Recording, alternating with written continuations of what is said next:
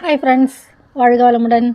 நம்ம இன்றைக்கி நம்ம தோட்டத்தில் காய்ச்ச வெண்டைக்காய் குர்குரே எப்படி செய்கிறதுன்னு பார்க்கலாம். ரொம்ப ரொம்ப பிடிக்குங்க குழந்தைங்களுக்கு. இது வெண்டைக்காய்னு தெரியாமே சாப்பிட்ருவாங்க. குழப்பெல்லாம் இருக்காது, நல்லா கிறிஸ்பியாக குறுக்குறுன்னு இருக்கும், சாப்பிட்றதுக்கு நல்லாயிருக்கும். நம்ம வெரைட்டி ரைஸ்க்கெலாம் சாப்பிட்லாம். நான் இன்றைக்கி லெமன் சாதத்துக்கு செய்ய போகிறேன். எப்படி இருக்குதுன்னு பாருங்கள்.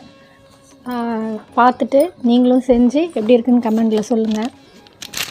வெண்டைக்காய் நல்லா நீளமாக கட் பண்ணிவிட்டு நல்லா கழுவி தொடச்சிட்டு நீளமாக கட் பண்ணி வச்சுக்கோங்க.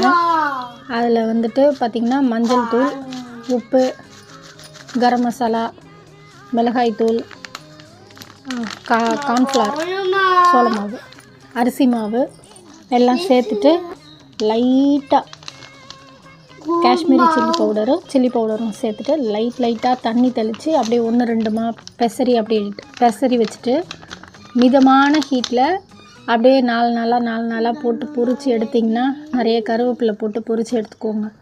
மணமாக இருக்கும்.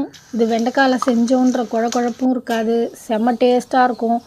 பசங்க சாப்பாடு சாப்பிட்றாங்களோ இல்லையோ, ஒரு தட்டு வறுத்து வச்சாலும் நீட்டாக சாப்பிட்டு முடிச்சிடுவாங்க.